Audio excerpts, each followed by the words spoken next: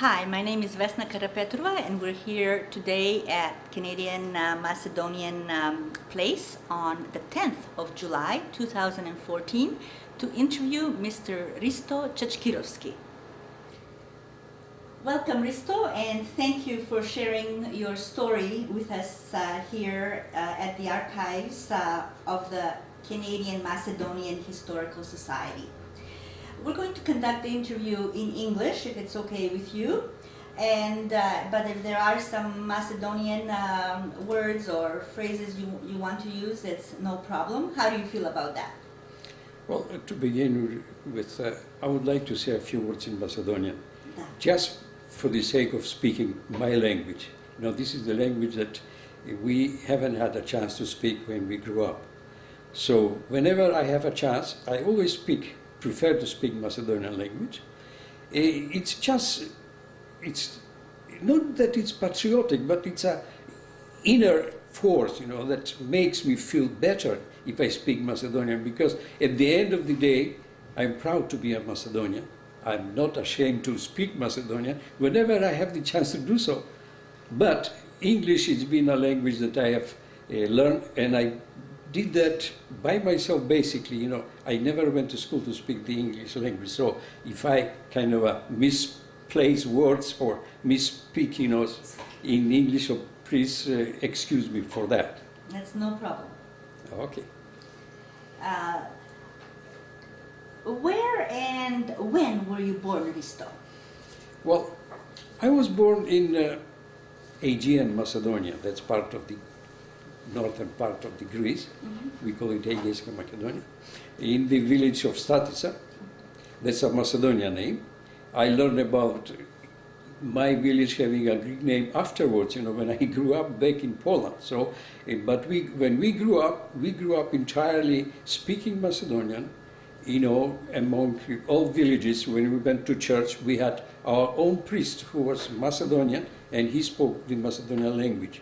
So, and what village was that? Statista. In Greek name, it's Melas. Mm-hmm. That's the region of Kostur.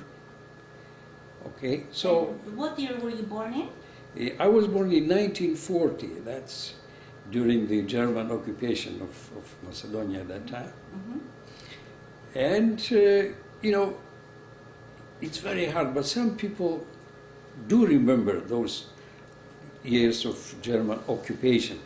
I would just say one thing that I remember. When the Germans came to our village, they were stationed in the center of the village, and when I was small, you know, I had a blonde hair, you know, like that. And my relatives used to call me a German, you know, because of my hair. But the question is, one of the soldiers was having his breakfast, I think, and he took a piece of bread and put some butter on it. I remember this one here because we didn't use butter at that time. And because he saw me, you know, for some reason, he remembered back home, you know, his children, and he gave me a piece of that bread, you know. I remember that distinctly, you know, that what happened. So that was during that German occupation. We grew up, you know, like in all villages, you know, having to grow up not properly dressed, properly fed, because, you know, at wartime you've got just about nothing, you know, to spare. What was different in your village in wartime? What happened? Oh, there are many things that happened. You know, it's amazing. That's when you remember those stories. Mm-hmm. You know, when they came, during that, there was a fight going on, you know, and the German came to the village, and there was a German soldier killed nearby. So what they've done, they gathered all the men from the village, they put them in the, you know, one beside the other, and they counted every 10th of them was supposed to be executed. But one important thing was this story told by my mother, actually. Yes. There was, at that time, if you can recall, the Bulgarians, they were sided with the Germans. So there was a Bulgarian officer present at that time, and he managed to postpone or to eliminate that execution, you know. So that managed to get out of that, trouble that the villagers got into. So the Bulgarians, you would say, were the Bulgarian helping, officer, helped the village people. Yes, helped the the village. Macedonian people in the village. Yeah, I remember this one year because, contrary to what happened in the today's Republic of Macedonia, the Bulgarians came as occupators.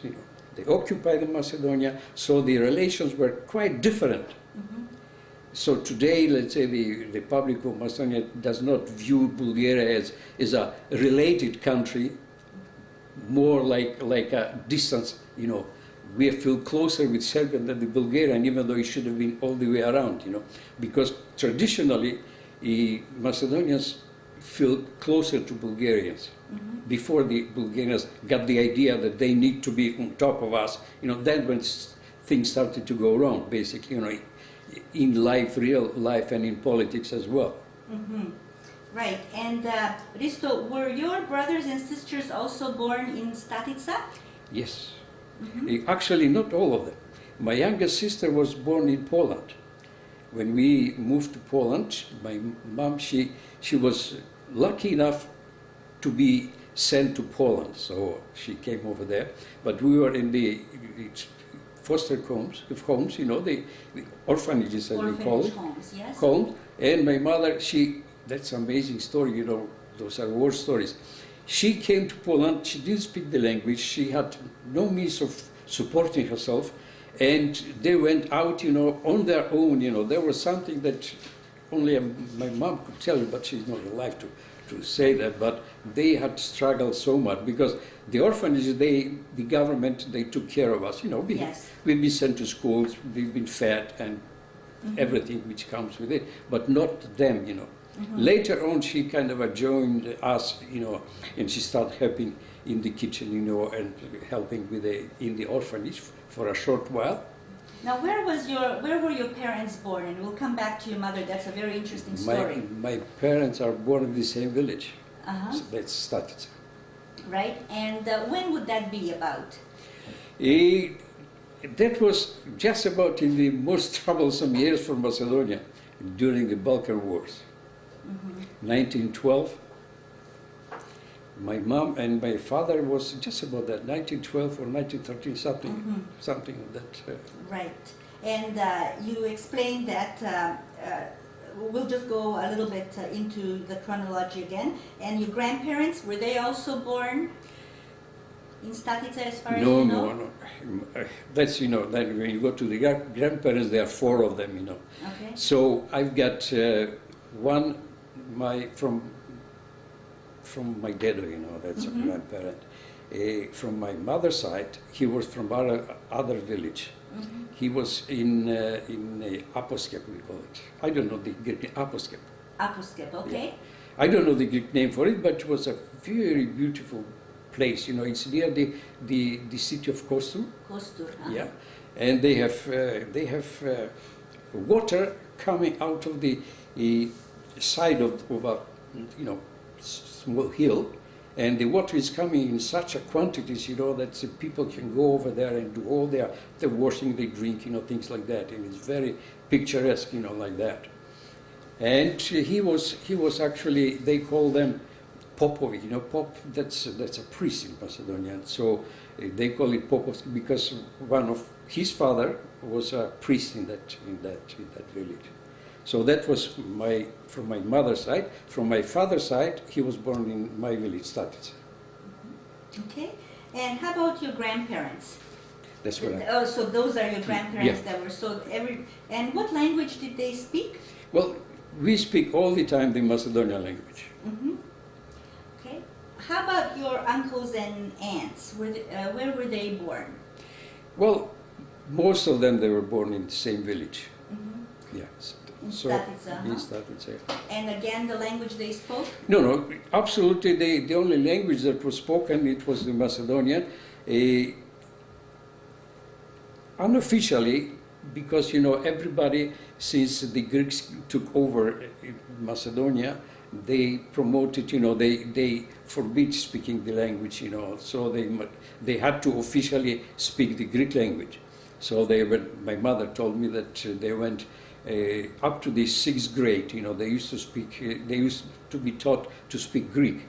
Mm-hmm. But they did that speaking in the schools, but never at home or elsewhere for that matter. So it was like they forced to learn the language, but we couldn't handle that. I mean, nobody liked to speak Greek. At our times, everybody was speaking the Macedonian language. Mm-hmm. Risto, you shared that your mom explained to you from her life story that when she went to school, she had to speak in Greek, but outside of the school, everybody spoke Macedonian. Did you go to school as well? Well, actually, not really, except before we left, you know, the village. That was during the civil war in Greece, you know that. So there were no official school open, except in our village, they have brought a Macedonian teacher. You know, he was the one who, you know, who spoke the language and he knew the alphabet. He was not a proper teacher, but he knew enough for us small kids, you know, to teach us, you know, like that. Mm-hmm. And that stayed for a few months before we left.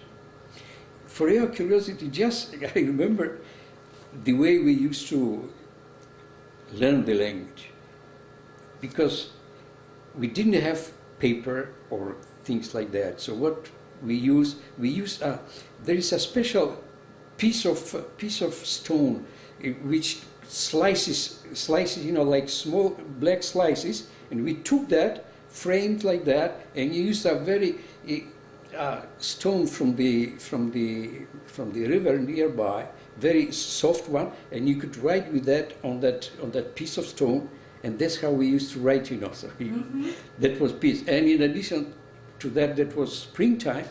So in order to go to school, so you have to bring to the school a piece of wood, so they could, you know, put that into the ovens, so that could heat the room we were in. So everybody had to bring their exactly. Their If you didn't bring, you know, it was very hard. You know, the punishment was, you know, they used to have a small piece like that, and you hit for on your. So you remember head. this? Yes, I remember that. And the language that you were schooled in? At that time there was a Macedonian language, but I remember nothing from it. We learned almost nothing. It was a very short period of time. So you don't remember any other schooling other than the Macedonian schooling for that short period? Yeah. That was, so that would have been just before the civil, or during the Civil War, 1940? That was during the Civil War. 48? Yeah, it started, you know, 1946, 47, and it lasted until 1950. So during that time, some of the villages had Macedonian schools? Yes, some of them, and, you know, one of the teachers who learned in that, there was Vasco Cackirovski. I don't know if you remember, but he was a very well-known activist in Canadian community, Canadian Macedonian community over here, and he passed away. So he was at the age 14 taught, you know. So he learned the language. So he was sent to teach the Macedonian language. So he was teaching you? Not me. In another school, in another village? Another place, yes. Mm-hmm. Wonderful. And Risto, how big was your village? How many people were there in your recollection before you left? I don't know. How many? I think we were something like 80, 100 maybe houses that would bring families, you know, and maybe less than that. Something like 120 houses. We were quite a number, you know. It was quite a big village at that time. But I don't know the exact number. Right. And did you do you remember anything of your friends when you were growing up? Well, and the games you played? We actually most of the memories that I have from that period of time, they're all in my head, and I remember all of them. Okay. What we play a game called Bishka. Okay. That's very close to today's golfing, you know, like that. But it's slightly different, you know. There was everybody had a small hole in the ground, and everybody had a stick, and you hold the stick in the hole, so you guard that, you know, like that. But there was Bishka, there was one free, and they used to keep a can, you know, brought to resemble sort of ball, you know, around, and he used to kick that. So if he kicked that can, and the can kicked you, so you became the bishkar. You know, bishkar is the one who looks after the pigs, you know. After the pig keeper. That's exactly. So that's how we play that. And also we call it, the other game was cleanser, we call it. You know, there was a small piece. Cleanser? Cleanser, yeah. That small piece of stick like that, cut 45 degrees on both ends, and with the stick, when you hit it on that lifts itself up, and then you hit it like that. And there was a running around. So we played that game. Like baseball almost. Something like that. We could quite a games, you know. Yeah, that.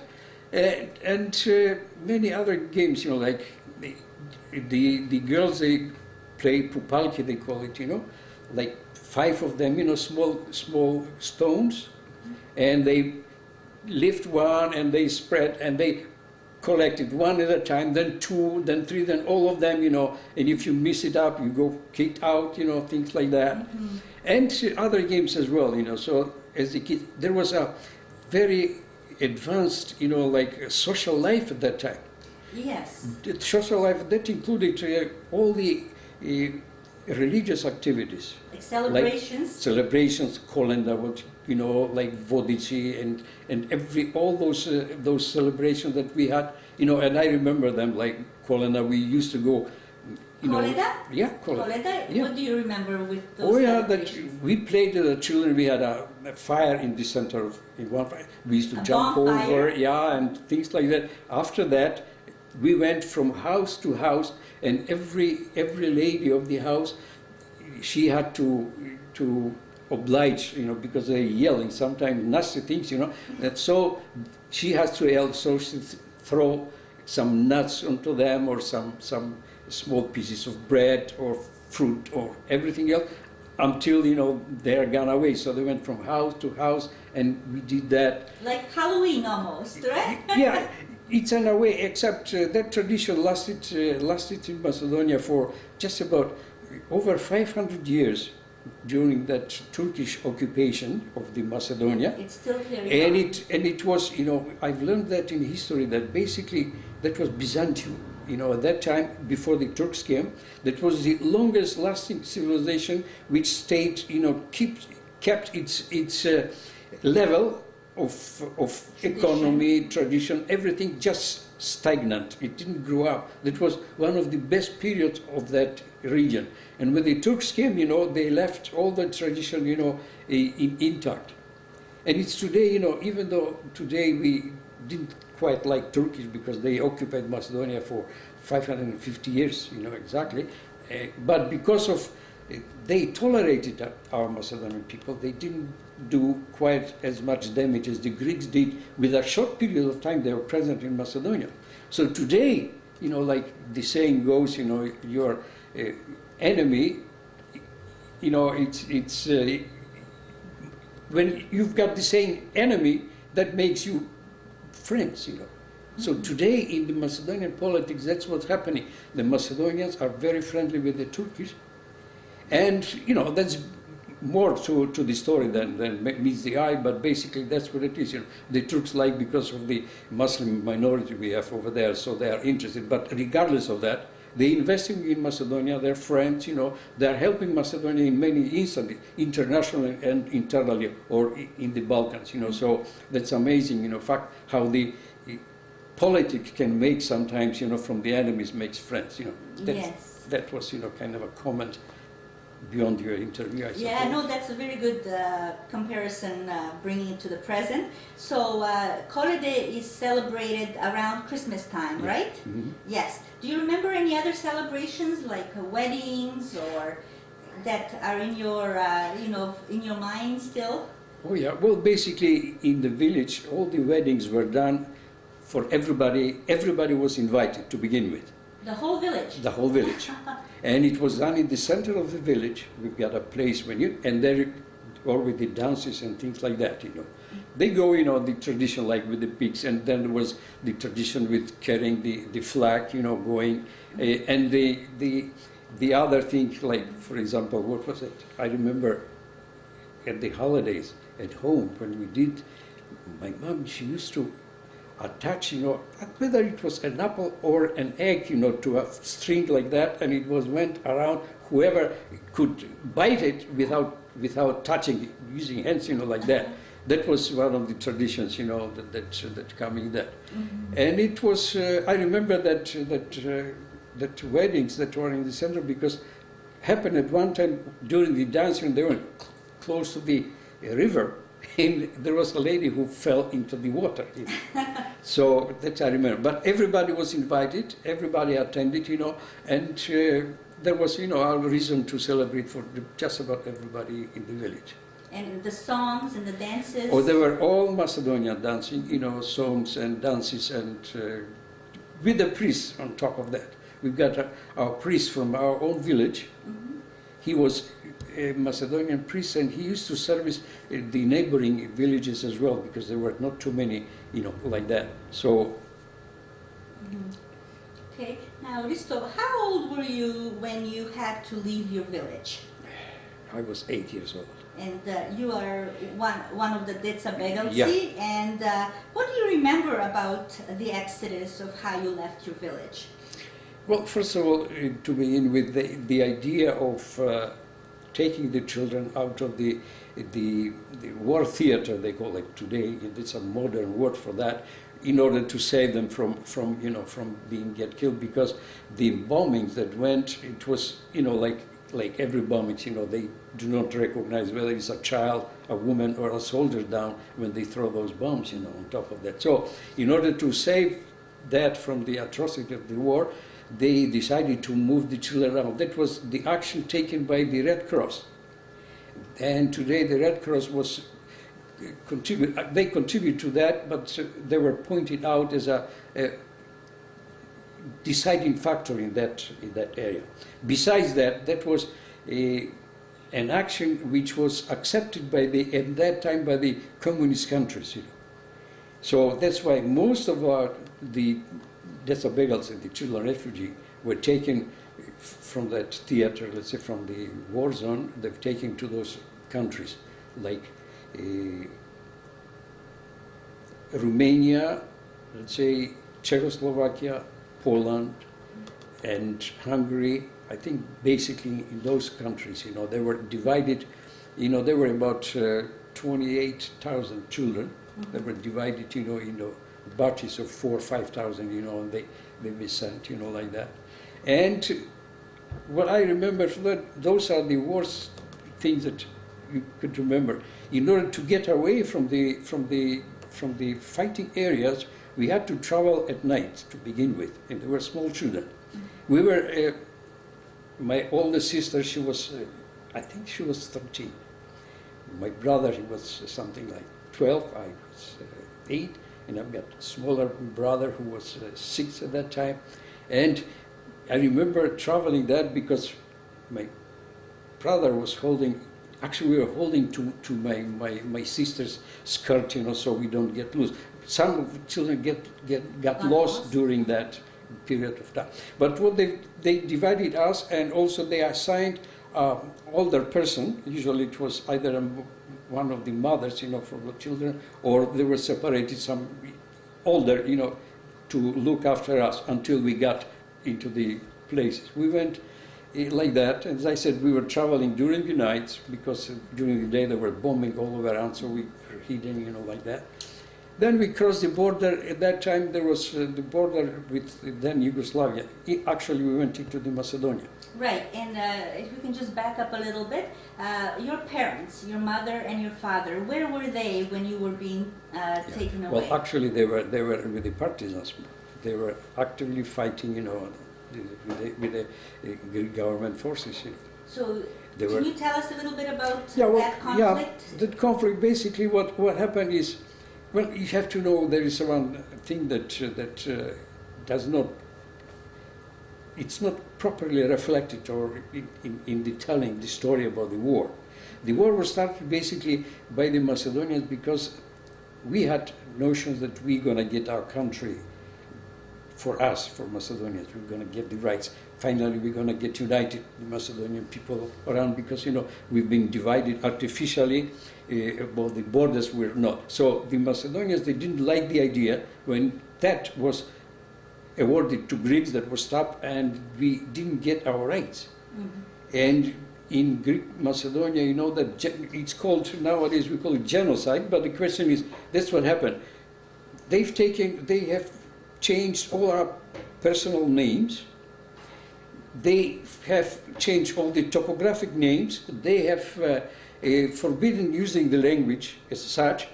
And, you know, those things, you know, when you put them together, that's what the genocide today is called. You know, and in addition to that, they kind of supervise that. There were people paid, you know, to spy on us. If they heard you, or, you know, they went as far as to listen behind your windows or doors. So if you spoke a Macedonian language inside, they come and take you away. There's quite a few people, you know, it's been documented. They've sent them away. Not just send them away. They've taken them from Macedonia and they resettled them into the southern part of Greece. I don't know if you remember my friend Vasco Pancharovski, I mentioned before. He was telling me a story about how one couple from Macedonia went, you know, to Crete. There is that one of the biggest Greek islands, to work during the summertime. And they went to a restaurant to have a meal, you know, and they noticed a couple sitting in the corner, and they were looking at them, you know. They were looking, and finally they decided to communicate. What appears, they were Macedonians sent to Crete because they have spoken the Macedonian language at home. So that's how it happened. That's how I know it was. So in that, going back to the war, to answer to your question, our people went to the war. They initiated. They taken part because they wanted to get some basic human rights, or in other words, a bigger autonomy for the Macedonians, if not uniting with the Macedonians. That was, but the question is, at that time in Macedonia, if you follow the history, after the Balkan Wars, there was a movement on the Balkans. There were about, I don't know the numbers now, you can talk to historians, but there were about 300,000 to about 600,000 Macedonians that moved to Bulgaria, because at that time they said, you know, we've got good relation. Bulgarians, they wanted to take part of the Macedonia for themselves. So there was the tendency for them to accept Bulgarians. They went to Bulgaria.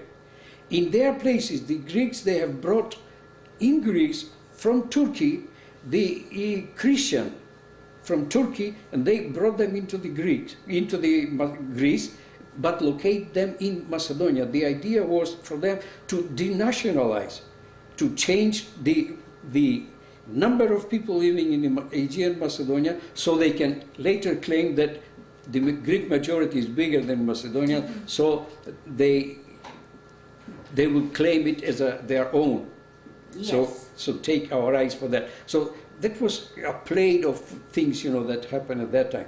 And the Greeks, they took part in it in order, as one of the leaders, one of the general of that, he came to visit at one time when we were in Poland. That's what he explained to us, you know. They wanted to keep the Macedonia in Greek. I don't know if you recall, I'll give you an example for that matter. There was a General Marcos. Yeah, can you just tell us the exchange that you talked about, what year it was when Macedonians went in to Bulgaria? That was, I think that was after the Balkan Wars, and that was, I think the process was more active in 20s, at the beginning of 20s. Beginning of 1920s, 20, yes. Yeah. Before I forget, I'll give you an example about the General Marcos. He was one of the top generals in the partisan, you know, fighting and he was taken into the Russia, and after that he was accepted. There was a change of hearts in Greeks, you know, they accepted those partisan communists, because Greeks are kind of a crazy people. Sorry about that, you don't quote me on that. But the question is, they have given them, you know, the how they call it? Ponti? No, they accepted, you know, when somebody gets, you forgive him. Refugee? No, amnesty. They yeah. gave amnesty. Exactly. And that general, he was coming to Greece, and he made a stop in Macedonia, in Struga. He was over there. He went over there to relax, you know, to get well.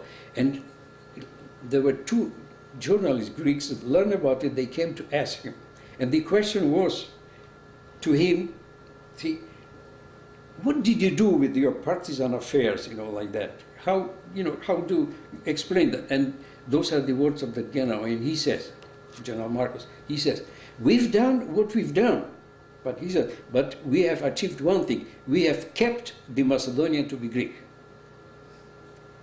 Okay, so that was the interpretation as to what really went into that war. The Greeks went into it, and most of them were those one coming from Asia, as I mentioned before, from Turkey. Yes. And those were the ones who took part in that. In the partisan war? Partisan war, and those are the ones who were the worst part of that war, you know, in that civil war in Greece. So the Macedonian partisans joined the Greek Communist Party? Oh yeah, they've been fighting together, you know. Because, yeah, that's what it is. Because Macedonia wanted freedom for them, and the Greeks, they wanted to be part of that, so they don't get the freedom.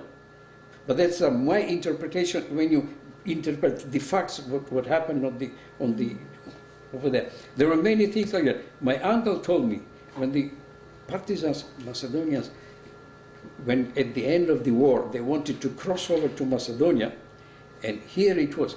And now I'm telling you, that was my uncle, my wife's father, brother, okay?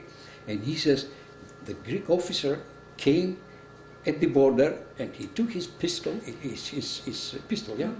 A revolver, whatever it is, and he put it into the mouth of the Macedonian, usually that was either Macedonian or Yugoslav border officer. And he says, close the border, let the people go back, or I'm going to shoot you down. So that was one of the ideas, as to explain it to what really went on. The idea was, since the inception of the Greece in 1830, to denotionalize, to eliminate the Macedonians, you know, from majority into the small minority in Greece. About that majority, I remember, sorry if I speak, you know. The question is, I've had, when I came to Canada, there was one friend, when the Vomarol came to power, there was one came over here, and they went with a person who was related. He took a Macedonian from my village, wife. We've spoken to him, and he had a Bulgarian printed in Bulgaria a book, and it was I think it was 1905. There was how do you call it? They measured. They asked people their nationality and make survey. Or census. Census. Okay, census. Sorry about that. My English. No, sometimes I think in Macedonian and speaking English it's very difficult. Yeah. Well, in that census at that time, and it was done, by the way, by the League of Nations at that time, because there were not United Nations. League of Nations was at that time. And what happens? The majority of the people in Macedonia were Macedonians, speaking the Macedonian language, declaring themselves to be Macedonians. There were something like, I don't know the exact numbers, it was something like 60% or that nature. The Greeks were, a reminder, you know, they were very small, so that half of that or even less than that, because there were Albanian element coming into the play over here. And you see, at that time, the Macedonians were the majority in the Macedonia. And after the exchange of people that I just mentioned, they have changed that yes, in 1905, this census showed the majority were Macedonian. Yeah. That's right. And Risto, that was very interesting what you said about Marcos, saying that to eliminate the Macedonians was the goal from Greece. So, would you say that he was against the Macedonians all along? Actually, not against, because it's very hard to to define, against. Sometimes you like things, you don't like things, but say that he was, in his heart, a Greek who wanted to keep Greece as big as possible. And if that means that he would take some rights from the Macedonian people, he would do that. But that's not But then what they he had said. to accept some of it. Some of it he accepted because he came, when we were in Poland, he came. At that time I was in the high school. I was in the last year of high school, and he came to speak to us from Russia. They sent him over here, and we have asked him, like that, and we have asked him about Macedonia. And as far as he says that no way we could let Macedonia go by itself.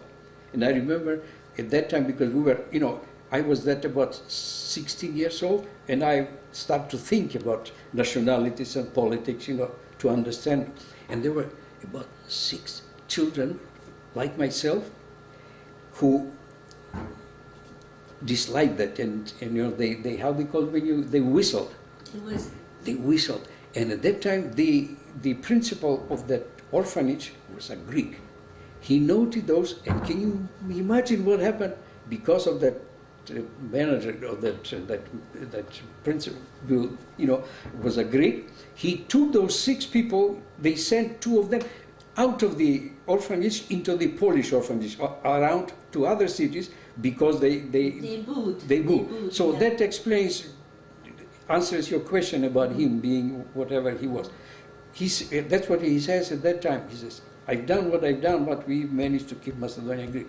And that was not just my saying so. That was in the magazine of Macedonia, and it was a historian Macedonian, Risto, Risto Andonov, I think. Mm-hmm. And he was the one who put that in the newspaper. He was the one. So it is true. I did not invent that, No, but when the Macedonians joined the Communist Party with Marcos to fight, then that means that they joined with without really knowing what was behind the Communist Party of Greece. It's very hard. It was very hard to define things like that. Even today, historians have mixed emotions, mixed ideas as to what happened. The way it was developed, it's kind of a very hard. We can talk about it for a long time. And you will never get to the real answers to the question. Right. So, Risto, you started to recollect the Exodus, the way it was at night time. Were the villages being bombed during the day? Yes. Did you experience? Well, actually, I did. I remember that sitting on the balcony. We've got balconies over there, and there were the government forces on one side. There is mountains on both sides. On the other side, there were partisans, and you could see the flying. That going. That because at night you could see the traces of the going. So we've seen that, and there was bombing not in our village. Not in particular, but I've heard about other ones being bombed, like that. So that's. And in what country did you flee to? With the Basically, that was the closest. We went from when we crossed the border, we went to Macedonia, which was then in Yugoslavia, and we stayed there. That was amazing, Lubo, that was the village that we've been taken to. And the villages, they divided us children into the houses. So they've taken us, they fed us, they gave us everything they could. They cleaned up, because, if you remember at that time, that children were traveling, not eating, and there was all sorts of sickening things going on. I don't want to mention that because today we look, awful. But they've taken care of us. They cleaned us, they fed us, and we stayed there for about, I don't know, for days, 2 weeks. I don't know. I don't remember well. Then they sent us to the city of Bitola. Mm-hmm. So we stayed there. We stayed there a very short period of time. And then from there, they divided us, put us into the trains, and sent us.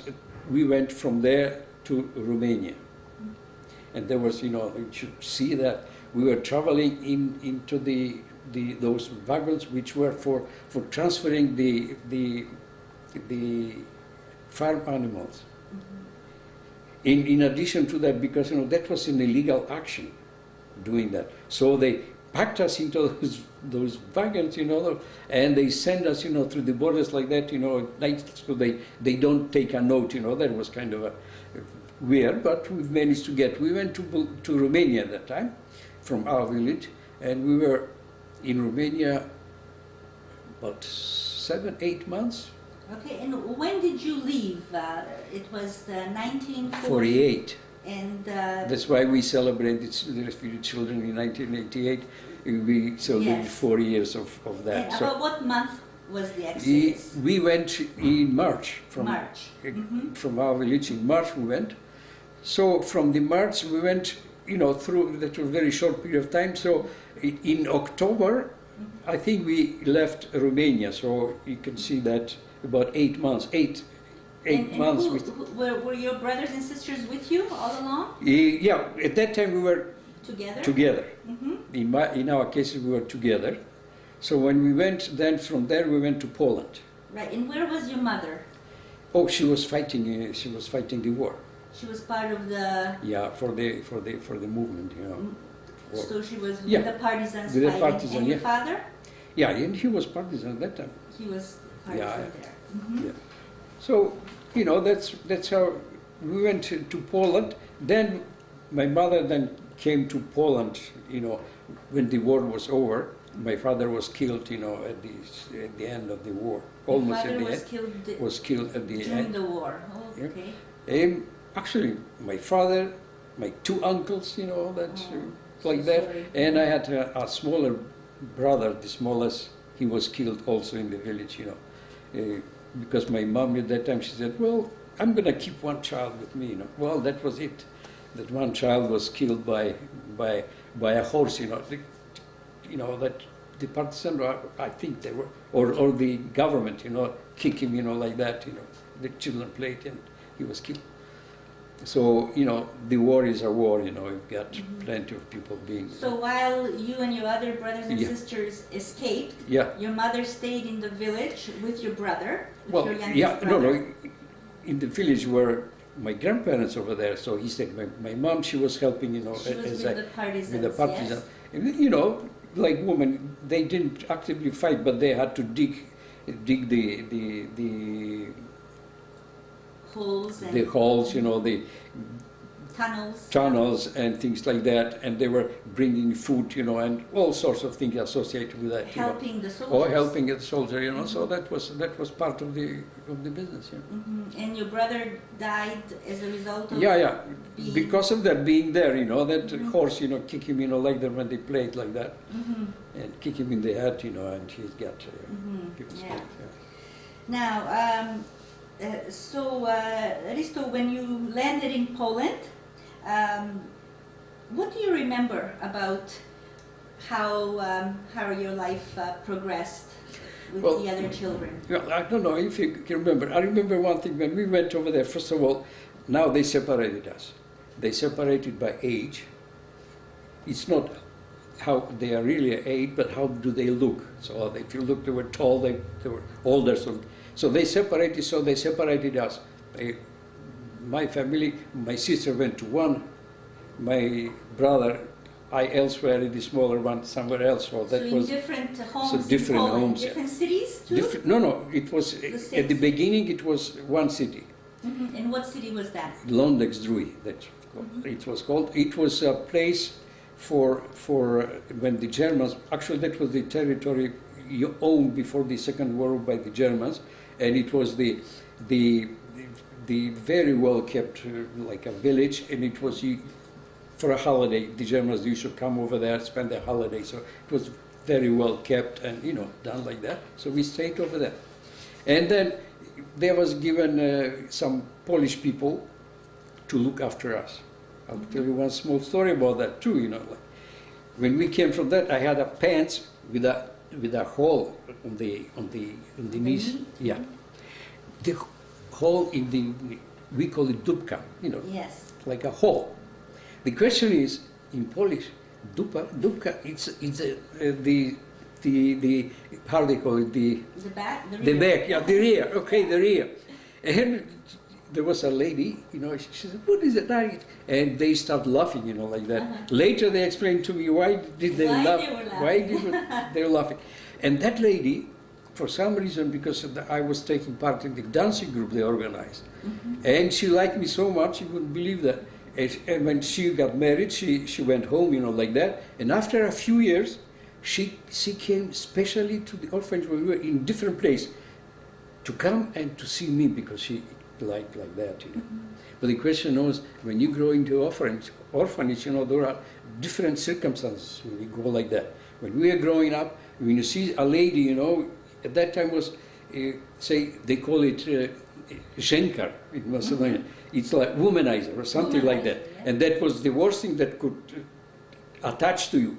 And she came, and we were playing, you know, those marbles, playing, and she came to look, you know, at me. She was looking, waiting over there. I look at her, and we smiled to each other, but I couldn't go because the friends will call me a womanizer, you know, like that.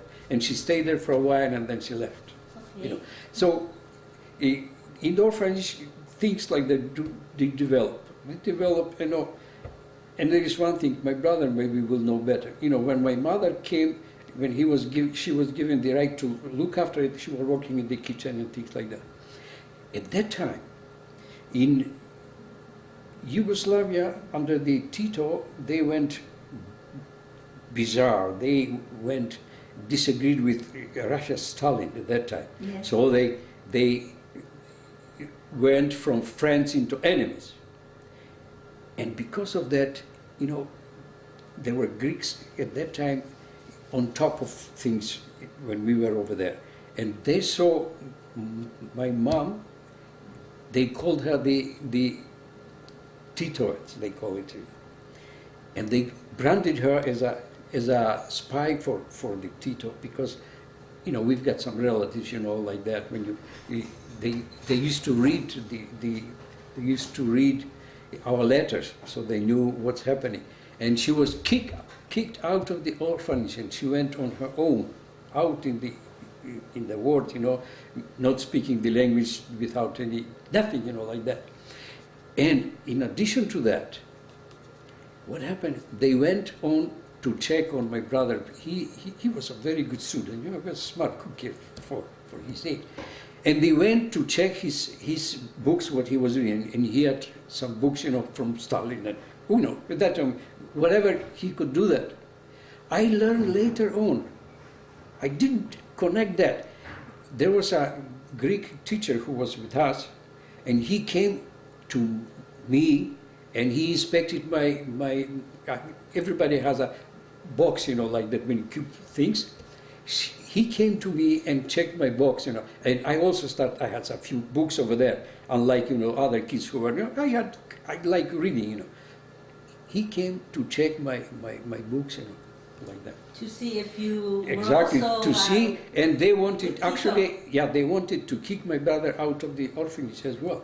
But somehow the Polish people, they were smarter than that, you know, so they kept, you know, things like that. But this is a whole sort of experiences coming with that. I mentioned to you a while about me speaking the language, the Macedonian preferred. Yes.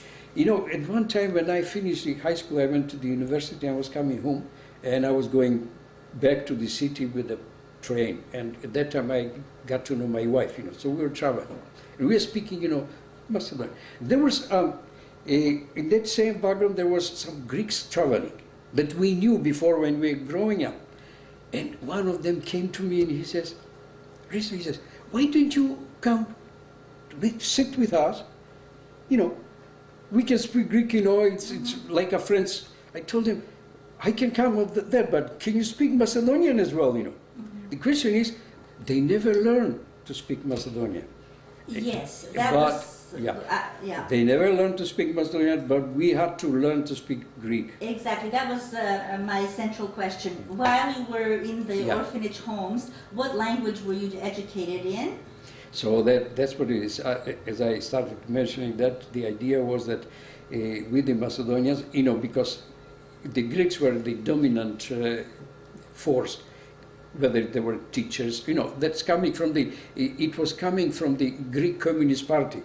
Those are the same people that General Marcos and the other were coming on top, sitting on top and trying to keep their ideas of Greeks, Macedonians being Greeks before they could be anything else. So with the Macedonians, we had to, sometimes we learn Macedonian and Greek. The Greeks only learned the Greek language, It was short. So you were in the same classes as the Greek children, but for Macedonians, you went and learned Macedonian, and the Greeks didn't come with you? Sometimes they separated the Macedonians one class and the Greeks were the other class. Yes. So they don't necessarily went to the same class. So it was a different, with the exception that, before the Tito changed sides, we used to, it was, when we learned the language Macedonian, actually it was not totally a Macedonian language. There was a Bulgarian alphabet and words taken, and they were forced upon us, that to learn that. And there was a teacher who was actually a few years older than me. He didn't know much about it, So that was not actually, it was 1 or 2 hours a week, So that was not much, of a language learning. Right. So, and after the Tito, when the things changed, we changed to the Yugoslavian. Well, we started with that language that we speak. So when the Tito changed, they changed it to Bulgarian. That's how we went. But we learned, so we speak Macedonian and Greek, and the Greeks only Greek, like that. That was the language that was spoken, and normally it was beneficial to a point to Macedonians, because the more language you speak, as they say, the more access you've got to the knowledge, to books and experiences and things like that. But that doesn't apply to Greeks. They still, like kind of a one-sided, kind of.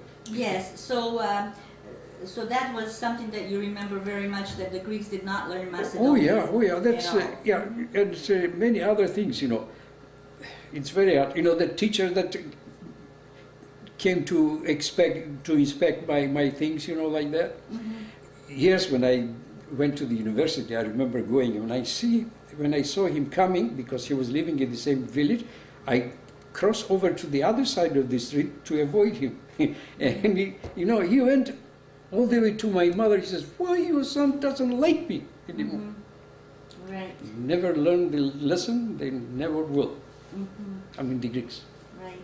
And so tell us about your mom and how you reunited with your mom. She was kicked, she was actually fired from being the orphanage, in the orphanage home, and what happened after? Well, she found a friend, the two of them. They went to another city, they went to a factory, to work as a laborers, and what happened with her was, when she got the holidays, she would take the trains and she would buy small things like caramels, or a small piece of a rubber ball, like that. And she would go from one city to another to visit every child, she had. And then she went to work, and she spent all the money over there. So she kept with nothing going over there. So that was her way.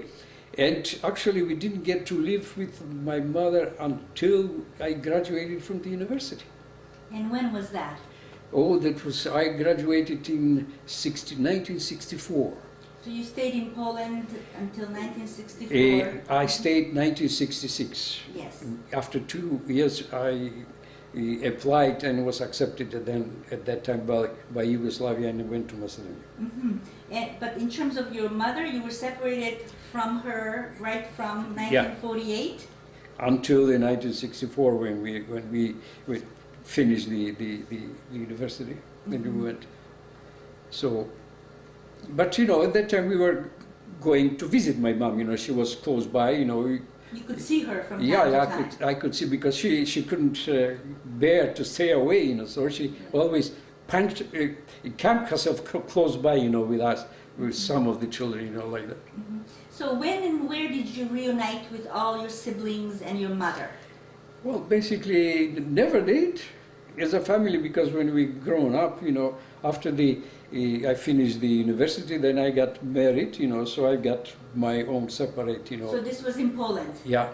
Well, yeah, actually, I got married in Poland. My first firstborn child was born in Poland, and so did my brother. He was, also married over there, and my elder sister, So, but, we were coming and visiting my mom at that time. Sometimes we stayed over there during the holidays like that. But we never lived together as a family.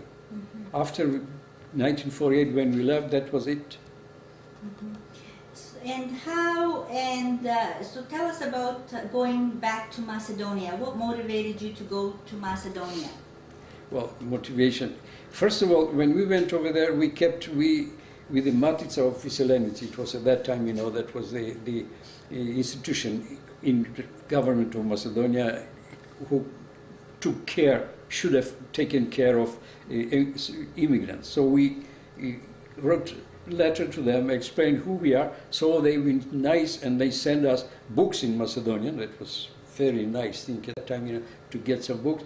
They sent us some players, record players in Macedonia, and that was a holiday for us over there, at that time. So, and because of doing so, I remember, we applied, me and my brother, because we were kind of initiated for our family. We sent a letter to the government. At that time, we were in the high school. Will you imagine, in the high school we sent already, we wanted to go to Macedonia. They sent us a letter, said, guys, you first finish your high school, then apply to come to Macedonia. The question is, we did that. We finished the high school. My brother, it was 1 year ahead of me. But by the time we went over there, we went to the university. Now they said, guys, finish the university, then you come. Yes. Sent another. At the same time, just for the curiosity how things are being developed, at the same time, Bulgaria opened its border for Macedonia. Whoever wanted to come, the border was open, they can go. Just sign up, whether you've got relatives or you interested, they accept it. I got quite a few friends of mine who accepted the idea, and they went to Bulgaria. But we were of different kind. We didn't like Bulgarian, to go. We wanted to go to the Macedonia, because there was a country over there, there was a nation, there was a language, a culture, that's so different. Because Bulgarians, they dismissed after the Dimitrov and company went away, when they eliminated the Macedonian people rights over there. And that was it. Yeah. So while you were in Poland, Risto, you finished your, you arrived in Poland about the age of 8, right? And all this time you were in the orphanage homes, finishing, how did your schooling go? You finished your grade 8 and... Yeah, well, basically, as you go, except, that was different story in Poland. Sometimes we make two years in one place, then they moved us to another place when we went to another. So we've been traveling all over the place, because as the Polish people, they learn of us being in Poland, they were not very, very fond of it, because, at that time, after the war, the Poland as a country was very poor to begin with. And when they saw us having, being fed and dressed up and taught, like that, they didn't quite like the idea. So they moved us from places to places in order to quell them, so that's how we've done. So I went to finish the public school, it was up to the 7th grade, and the 7th grade I finished, actually it was in one place in a big city, Szczecin it was Stettin during Germans. So I went over there, and I went to the high school over there in that big city, and I finished that. I think it was 11th grade. Were other Macedonian kids with you? Well, actually, yeah, they continued their education. First of all, everybody has a chance to get their education. Everybody, no exception. So everybody has to finish the public school. The question is, only the better students, they were given a chance to go to the high school. The lesser ones, they were given the colleges or trade schools like that. So I was a good student, so they given me the chance to go to the high school. In that high school, just happened, there were me and a friend of mine, actually a Greek, Now, I used to call him friend, but later on it appeared that he was not such a friend, when he went to the university, he didn't know where to go, so he joined me to go to the architecture. We studied, you know, the civil engineering. So he came. I've learned at one time that he went on to tell our friends, because there were two of us. To our friends, he says, well, that he's Greek, that I'm Macedonian, that we don't like each other, that we should be, you know, like that.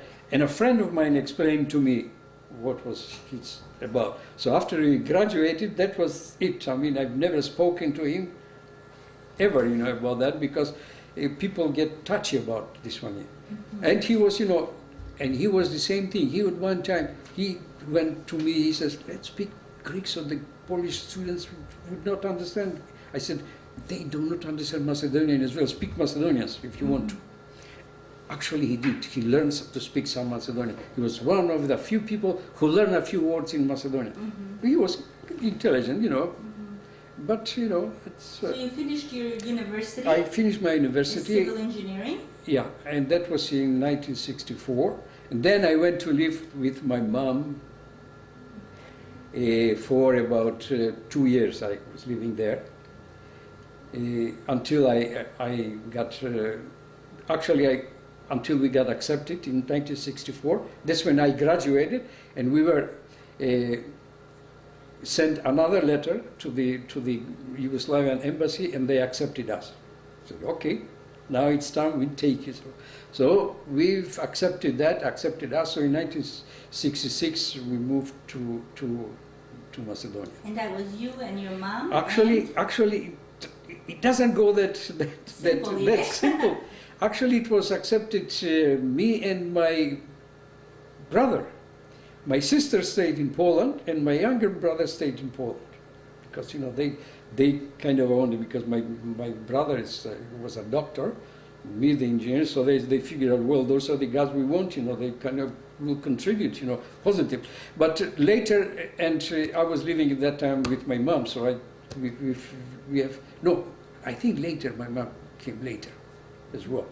She stayed there, and later we applied, you know, we said to them, you know, send us our family. So initially you and your brother went to Macedonia, and then your mom came. Yeah. And your other siblings? And my younger brother, my sister, she married a Polish fellow.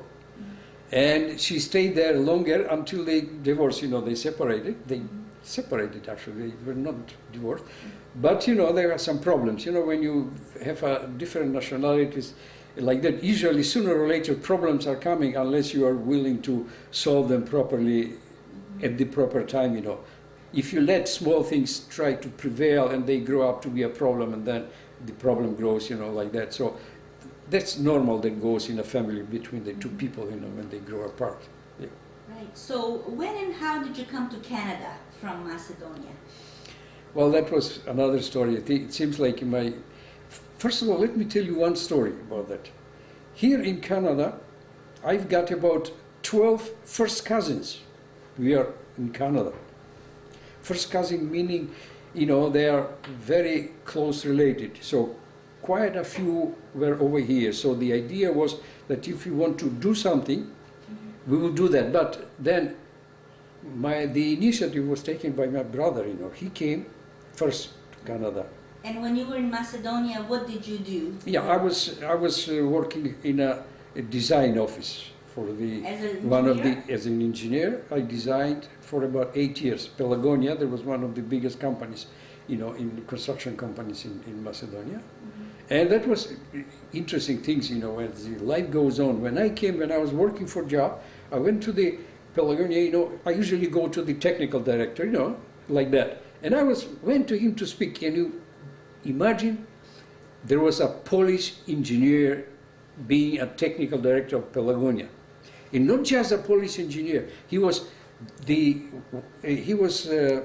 grandchild to one of the biggest Polish writers, like that. And when I went over there and I spoke to him, you know, and he right away, when he saw me that I was coming from Poland, we started speaking Polish, and we became, as a matter of fact, friends afterwards. So he hired me, and I've been hired after 2 months when I came to Macedonia. So I was lucky in that time. in contrary to my brother, he had problems, you know. When he came as a doctor, you know, he couldn't get employment, you know, because I don't want to go into the details why it happens, but that's what happened. So I got first... You were very lucky. Lucky? Well, and, you know, luck, you're right about being lucky, but sometimes it takes much more for yes. luck, you know. To be lucky, you have to be at the right time, right place, you know, things like that, Exactly. and other things coming together. But regardless, I'll accept as lucky, and I start working over there. And, you know, I've been accepted. I've got friendly people. Our people are very, very good when it comes to this one. I've got no problem. With the exception, there was one fellow over there who was, you know, like, he liked to talk a lot, but he was not too much. And he was complaining about us people from Aegean, Macedonia, getting... when we came, they had to give us, you know, a place to live, you know, and to work, you know, like that. And he says, you got people from elsewhere, and you got all those things, you know. We, the natives here, we don't have it like that. And he started, you know, like that. And at one time I told him, listen, guy, when you say this and us, you have to remember one thing, that you and me, we are the same people. We share the same language, the same culture, the same country, even though divided. So when you swear and you say bad words about myself, I said, you do it to yourself as well. Well, but that was the only thing that I experienced. Afterwards, he didn't change his way of thinking, but whenever he was saying something, he turned away and said, Risto, sorry, I didn't mean that. So he was basically, even though he was good. So I was accepted well, you know. I had the job, you know, that, and I got my apartment, even though it was small, but the family was growing up. So my brother decided to try to Canada, because he was, at that time he got, after a few months, he got, you know, employed by, in the emergency, you know. But, you know, that's, working in the emergency over there, it's a very difficult, you know, thing. Like that, go to the villages, and sometimes you have to respond to the Albanian, you know, Shqiptaris, we call it Albanian people, which I have nothing against, but the question is their ways of doing, because of their religion, because of their beliefs and things like that, they are entirely different people. You know, you cannot just relate to them and do things. And he explained to me it was very difficult. Well, he came to Canada, but the question is, in Canada, then again, the doctors, like everybody else, has a very hard time to get your degree back. So they had to put so many exams extra like that. He stayed here for a while. He couldn't work here, so he went to New Brunswick. In New Brunswick, they didn't have enough doctors, so they let people like my brother to work over there. So he worked over there, and he tried to pass the exam, but he couldn't. He was not given the time. So he had no choice, but he applied here to the East York General Hospital, and they told him that they did not have an opening, so they said, we'll notify you if you get one. So he moved, he came back to Macedonia. Then there was an opening, they called him, so he came back, you know, kind of. It was his story. So when he came here, then I decided then I'll move around here as well. I've got two-bedroom apartment, but it was too small. So you came, yeah. Your brother sponsored you? No, because of him. Actually, my brother-in-law sponsored me. Your brother-in-law? Yeah. So you had gotten married in the meantime? Oh yeah, I had... when did you get married? No, I got married in Poland after I graduated, you know. Okay. So yes, you mentioned you met your wife. Can you tell us a little about that? Oh, we grew up together in those orphanages, yeah, so we know each other, you know, we know just about everybody, you know, everybody. That's why when we got organized as a Begalci with that association, you could see that just about everybody knows everybody, you know. When we went from Poland, we know just about, because, you know, by moving around, we knew just about everybody, you know, on that. Okay. So we met over there. Actually, I started doing that because at the high school, you know, I never went to a dance, you know. I never went dance. I didn't know how to dance. And there was, at the last year of high school, there was, you know, the ball, they call it, you know. Graduation. Graduation. I didn't know how to dance. And I asked my wife, can you teach me? And she knew how to do it. So she taught me, you know, by teaching, then I got to know how, you know, pose and like that. and that's how I got to know her. You know, she taught me well. Oh, well, yes. And then you got married? Yeah, I got married. My son was born in Poland, and then we moved to Macedonia. Then my daughter was born in Skopje, in Macedonia. And, well, they started going to school over there in Macedonia. So when we came to Canada, you know, they were kind of in disadvantage because of the not speaking the language. But then that language, you know, that became a story because, you know, I never went to school to learn the English language. Even today, sometimes I have to think hard to find a proper English word, you know, for it, because I didn't go to school like that. In addition to that, my problem is that I think in Macedonian and speak in English, there's a no-no. You cannot speak properly the language if you don't think in that language, you know. So right now, I'm speaking at home in Macedonian all the time. So I have difficulties even now, you know, after so many years, you know, to adapt to that Yes. English speaking. And when you came to Canada, what kind of documents did you come with? Was it a passport? Well, actually, I had the Yugoslav passport. That family. You stayed Yeah, in I stayed there. Macedonia for a while. Actually, I stayed there, and also I became a Yugoslav citizen, you know, because of that. After a while, you know, I became a citizen. You know, I served in the army, but you know, I served I did my dues, not regular, but on the temporary. You know, they called me. I went over there. So I got my passport, and when we applied, we applied over there. We paid everything, you know, except, you know, that was we called upon my wife's brother, you know. So you applied to come to Canada? Yeah. To the embassy yourself? Yeah. Your Yeah. brother didn't sponsor you? No, not really. We applied. Actually, and I was, you know, well, I wouldn't call it smart enough, even though I knew something about it. Actually, I arranged all those documents. For example, first time I became a member of the Association of the Engineers of Ontario when I was back in Macedonia. Mm-hmm. I applied. I paid $15. I remember today, $15. I became a member. When I came here, then again I had to go, you know, to apply to nostrificate, they call it nostrification. Certificate. I think. Yeah, to recognize my diploma from Poland, because in Canada, after the Second World, there were quite a big Polish colony. There were some Polish people in the engineering business, in the government. So the Polish, the certificate issued by Poland were respected well. Mm-hmm. But the question is, they called me over there to from the association, and I had, you know, an interview basically before whether they accept you or give you to put some additional exam, things like that. But I passed that thing, you know, successfully, and I had only about 2 hours, you know, interview with those engineers over there, and after that they granted me, you know, the rights to practice the civil engineering. So they recognized your diploma? They recognized my diploma. I still have it hanging in my wall at home. Great. And what did you do in Canada then? Did you start working? I started working. I started to work as a draftsman because, you know, I could do that. Even though I could not speak properly, you know, but I could do that, you know, with simple words like that. Mm-hmm. And in addition to that, before I came to Canada, you know, I started teaching by myself. There was an assimil method called. I bought a book over there, and before I came, you know, I went through that. You taught yourself? A few lessons. Well, actually, the question is, when you took a lesson from the official like that, it's boring. You go nowhere.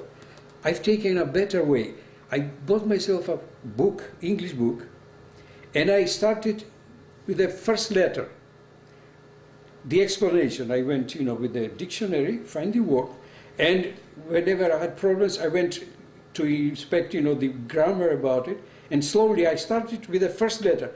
The first page was, you know, all written on top of that with the explanation. By the time I went to the last page, I was almost gone through knowing all of it without any mistakes. Wow, so you taught yourself? I taught myself, and wow. When I was coming here to Canada, I remember there was a problem with the transportation. The plane had a problem, so they let us stay, and then they sent for Pan AM. I think there was now the company doesn't exist, the American company they went. So they had an American crew, nobody spoke the English at that time, and I had with us small children, you know, and I was waiting and got the worst seats at the back. But I was happy because I had made that. Because I knew a few words, you know, and I've spoken to the stewardess, you know, a few in English. And she was so happy. She said, oh, there is one who speaks English. And I said, sorry, but I don't. I said, I read a few, I know a few words, but I didn't know the pronunciation. You know, it's not just as simple that. I just knew the meaning of it. I could explain, but it was far from knowing how to pronounce and do like that. But that was, you know, things that go along. And because of that, they've given my children toys to play with the plane, you know, and they sat behind us, and we got a good time. In a bad time, basically, because we had to stay one day extra. You made the best of it. Yeah. Because of your language skills. Good for you. Yeah. And Risto, when you came to Canada, then you started to work as an engineer? As a draftsman. As a draftsman? I worked for about, see, that was my luck, as I said, like that. I went, when I started looking for a job, and it was then a luck. I was living here on Eglinton, and I said, I'm going to start from the Eglinton, from the Young Street, you know, eastwards, and I taken from the Yellow Pages all those companies which associate with like that. And I went over there was a Polish fellow. And there was a Polish fellow who went, you know, from the Second War. He went to fight Germans, and he went from there to France. From France, he came to Canada, and he was like that. And I went to him, and we started speaking, you know, Polish, and he needed a draftsman. I said, the hell, you know. So I got my the first job in Canada. First job, first try, as a matter of fact. First try. And I got that job. Except, you know, it was very bad, you know, very low paid job, you know. I remember that time, it was 1974, I had a $10,000 a year salary. You had? $10,000 a year salary. $10,000 a year Yeah, salary. at that time was, you know, very low. But in a way, that was the beginning, you know. I worked for him for about 1 year or so, and then he had to close because I was left the only one. He was the boss and I was the employee. So he says, sorry, but I cannot afford you anymore. So, but then again, after 2 months, I found another, or 2 weeks, I found another job. And could you just imagine, that job, you know, that lasted a year, I don't know how, very short period of time, they went, you know, down. There was, if you remember, that was 1974, you know, that was the crisis, the you know, the economic crisis. It was very difficult. So they went, there was a big company, Procter & Redford, it was, you know, big company, and it went like that. I think they let me go. I don't think so they went down, you know, they reduced like that. They still do this, but I was out. Then I found another drafting job in a company that I was later on. The company, I started over there, and they got to know me that I'm an engineer, and they had opening for engineer, but they didn't want to hire me. So what they did, you see, that's what it is. They hired one engineer from Russia. He couldn't do the job. They find another one from somewhere else. Stayed 1 day, they couldn't do it. And there was, see, that comes the luck, what you said. There was a engineer, Ukrainian engineer, but he graduated in Poland, so he could speak Polish. And he told the boss later on, he says, guys, he told the boss, he says, you're looking for an engineer, and you've got one here who knows the business. Mm-hmm. So after 1 year or something like that, they hired me as an engineer, you know. They didn't do, but once I started then I stayed there for about 15 years until they closed the company, you know, and I kind of grew up with it. So. Mm-hmm. And while you were in Canada, you were busy with your young family and working hard. I know that you got involved in the community quite quickly. Can you tell us about your involvement and the Deca Begelci, how the group started? Well, basically that was, I could call the best time in my life, you know. The other one, the profession, the family, that's a normal thing, you know, you go by. But the question is when we got together, and when you find similar souls, you know. And when you share the same history, same ideology, same background, everything else, you know, that makes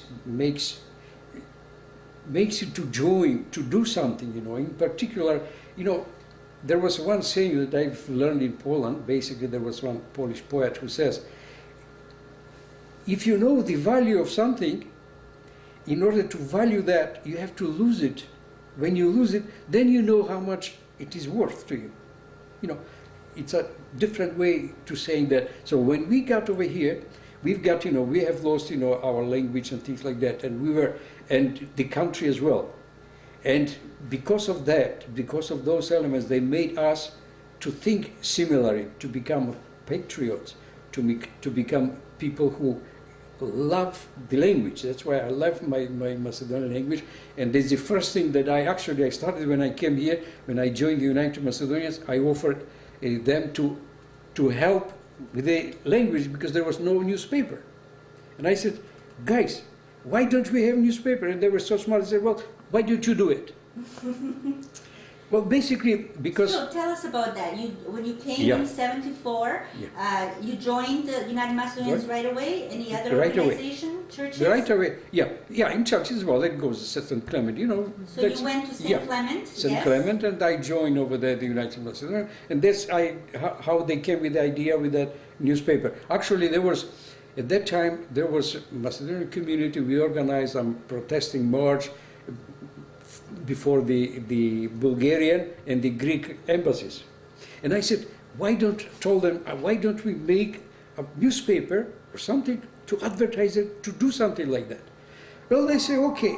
And I've taken that on myself, and I did make a pamphlet. I organized that.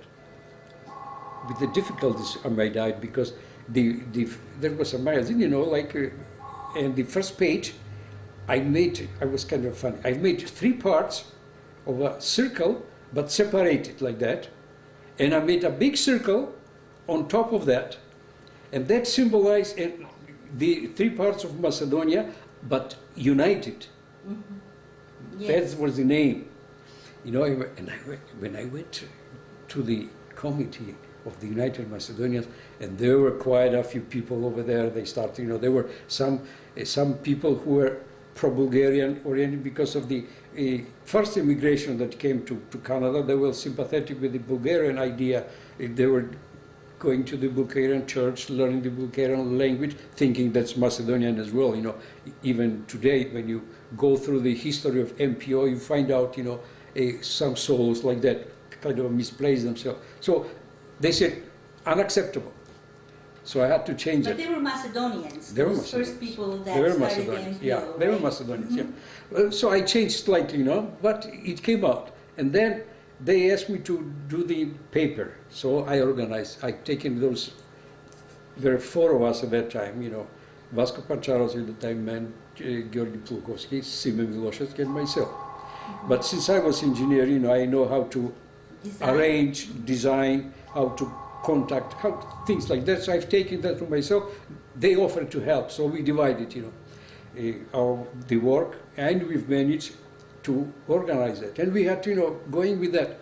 I don't know if you remember Spiro Vasilevsky, you know, the name is very familiar. Yeah, he was one of the leaders of the Macedonian immigration over here. He was retired at that time. He was with the old age over here, and I remember because he was editor of a newspaper before, a few years back, and I've heard about it, so I went to him, you know, with a friend, and said, can you help us? Well, tell us what to do. And he started, well, he says, you're going to do that, on this page that, on this page that, like that. I look at him, I said, listen, I don't want you to tell me what to write. I want you to tell me how to do the paper. And that's when we separated ourselves from that. I said, because, you know, that's it. So I've taken that on myself, and we organized that. We've got difficulties, but we organized that. So you started the newspaper? We started the newspaper, and we started very difficult because, you know, you have to type it. We didn't have. So I went. What was it called in the beginning? Macedonski Glas. United Macedonian paper, Yeah, Glas. it was Macedonski Glas, not United Macedonia. It was by them. We call it but it was Makedonski glas. So what happens? Was it monthly or once a year? Monthly. Monthly. Okay. Monthly it was. But in order to type that, we went, there was at that time the Serbian newspaper Naše novine. And because we use the same alphabet, so we assumed that they have, all the... So we went over there, so they typed us, that text. And that's how we made, the first, what we've done is, it's not just to make a newspaper, I had to make everything, all sorts. I had to learn it by myself, but I did it anyway. So we went over there, they brought us the type, but they went over and changed the mistakes they made, So we had 2 mistakes, going back to them, and they corrected, and then I got to cut things, but we managed to do that. I'm going to tell you how difficult it was. After they've learned, they invited me at one time to join them, they had some conference. And I went over there, I told them, listen guys, I am from Macedonia, but I am Macedonian. Our newspaper is for all of Macedonia, which is in the Republic, in the Yugoslavia, in Greece and Bulgaria. I said, our idea is for all those Macedonians. It does not drive with the Yugoslavian, because they were, Macedonian, they were by Serbian, and they meant, which is Serbian, it's Yugoslavian, it's ours. That was the policy. I said, we do not accept that idea of, and they cut us off. They didn't like that. They didn't like it. So what happened, what we've done, you see, then we went, there was Cackirovski, I don't know if you can remember the name Cackirovski, there was a guy who was editing in Detroit, a newspaper like that. We figured he knows, so we prepared all the materials. If you talk to George Plukowski about that, and he had more time. So he drove from here to Detroit, they typed it, he went to break over here, we changed the mistakes, he went back over there to change them, and that's how it took so much effort and to make up. So later we decided at that time, then we started doing things like that. We made that to be part of the United Macedonians, because when I took it on myself, I said, I'm not going to make it my paper, because it's not going to be successful, and if it's not with the United Macedonians, I don't want it, because I want people to read it, not just to go for personality or to make money on it. No. So I made it for the United Macedonia. And at that time, we paid, we placed some ads in it, and they had to pay for it. So we started getting some money. So what we've done, at that time, I'm talking about 75 or 6, something like that. 1975, 76. And we bought for the first computerized machine, with a Cyrillic on it for $10,000. That was big money at that time. We bought that. Was it a big machine? It was a big machine, yeah. And in addition to that, we have find a girl. She was from Republic of Macedonia. She came away, but she knew how to type. So we paid her. So she typed over here. So we finally managed to get all the elements in one place, and we've been successful, but we've been editing for about 3 years or so every month. Then of course some disagreements we have had, because it's one thing to write a paper, but you have to have, a successful audience. You've got people to read it, to participate.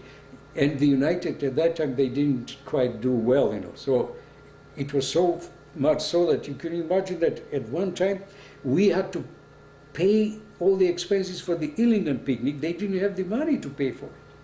We paid from the newspaper.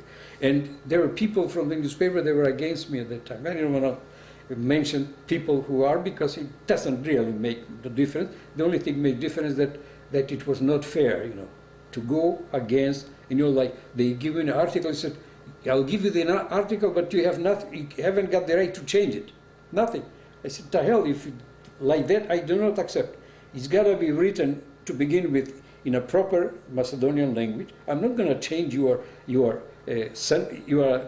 ideas behind. I'm going to make it only printable. He said, no, don't keep it. And they went, oh. But anyway, I edited at the beginning for every month, then we went every 3 months, then half, and then I decided that's it, it doesn't pay anymore to continue with it. I think about 5 years I stayed with the paper, like that, and we've done quite a bit of a job at that time, I'm going to tell you the reaction. There was a friend of ours in Republic of Macedonia, and when we printed that, we had a list that we sent. We sent to the Republic of Macedonia, to the museum over there, to the historical society over there, like we supplied everybody. And when you saw it over there, and one comment was like that, your newspaper was greeted like a raqueta. How do you call it? Yeah. Yes. Like a rocket, yeah. Like a rocket. It was, so popular.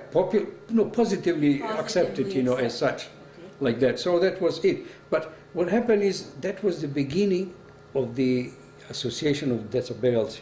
In that paper, the four of us, later they call it, Gorsko Nachalstvo. They call it us, because we were, on top of things. We started. Can you tell us what that means, Gorsko Nachalstvo? Gorsko Nachalstvo, it means that during the war with the Germans, the partisan, they had the top command, and that was called Gorsko Nachalstvo. So there was the top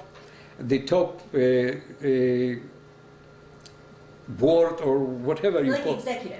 Executive, the top executive of the partisan, because that was in the Gora. It means it's a mountain. In the mountain. Yeah. Yes. So that was the idea. Of the mountain. Yeah. Yes. And that was called like that. And we started doing that. We organized, and then once we organized that, you see, that's what develops when you start going into something. Before you go to know something, you have a vague idea as to what it is. But once you start building it up, then you start seeing things, that otherwise previously you didn't see it. So by doing that, we saw many things. First of all, we got organized. We got to promote our language and culture, which was, very good thing. Then by doing that, we got involved into things like politics, the national politics, and things like that. And one thing I'm going to tell you, when we organized the association, because I was, in charge, I was all the time, because of my position like that, And we had one sentence that I said, at that time. I said, in our association, we will make no difference between the religion, people, what it is, between the politics, where there are, like that, as long as somebody is declaring that he is Macedonian, he is welcome to be part of us. That's why at the beginning we had quite well. Petar Vasilievski, he was, from the Republic of Macedonia. Petar Aegean, he was a member at the beginning of that.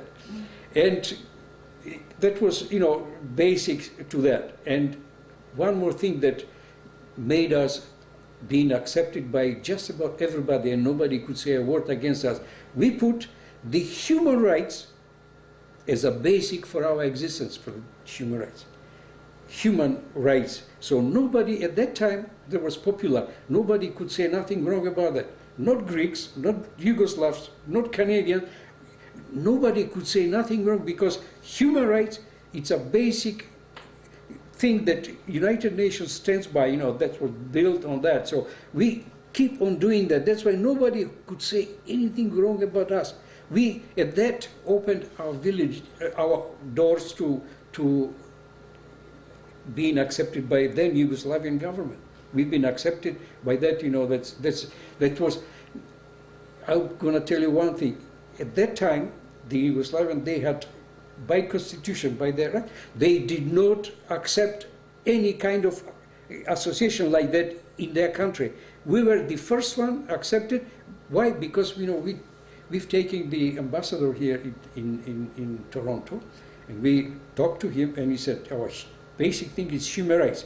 We've got nothing else on our agenda. That's the only thing. He transferred that to the Yugoslav government, and then they let us, and they let us actually organize similar association in the Skopje. That was the idea of that. We organized after that throughout the world. We've organized first in Skopje, then there was about 3 committees in Australia. There was in Melbourne, and Adelaide, and Perth. And then we organized those people in the Europe, you know, states like in Poland and things like that. So that became a huge thing, you know. It all started from the 4 people who were involved in starting the newspaper, United Macedonians. So tell us how that happened. It was yourself, the 4 names, the 4 people that were involved right from the beginning, and how you then started the Deca Begalci Association. Basically the 4 of us that were, you know, Vasko Cackirovski, that was one. And where was he educated? He was in Czech. So he was from he was older than us. I just mentioned before that he was the teacher. You know, he was taught a Macedonian language. So in our newspaper, he was the language editor. Then it was George Pluchowski. He was educated in Poland, you know. Then he moved to Macedonia before that. So he moved over here. Did you know George from Macedonia? I knew him, you know, like that, but not well. Not well. I knew better his older brother, you know, things like that. But I've seen him, you know, like that. So, and he was actually good in writing. So he was the writing editor. He said like that. Then was Sime Miloševski. You know, he was good with money. Oh, he was very, very detail oriented. I mean, he could count pennies, you know, like that. So he was looking after the budget. Okay, and I was the chief in charge, you know, the editor of that. And when did you get motivated to start an actual association? How did that happen? After the newspaper? Well, we've got, you know, it's difficult, you know, what happens, you know, this history, always a history behind something like that. There were some people that got the idea that to organize a reunion of the people from Poland. And they used to call we Polacy, me the Polish, you know, like that, because and then they were us generally to begin, but then they were Greek as well involved in that. So we got together and we organized a first reunion of like that. We made like that. Here in Toronto, and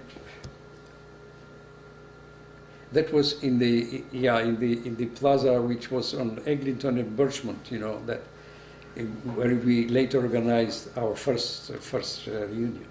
That was small, about 70-80 people. So do you remember the restaurant? Oh yeah, that was East End or something like restaurant. That was in the basement. I don't remember now. In Birchmount and Eglinton. Yeah.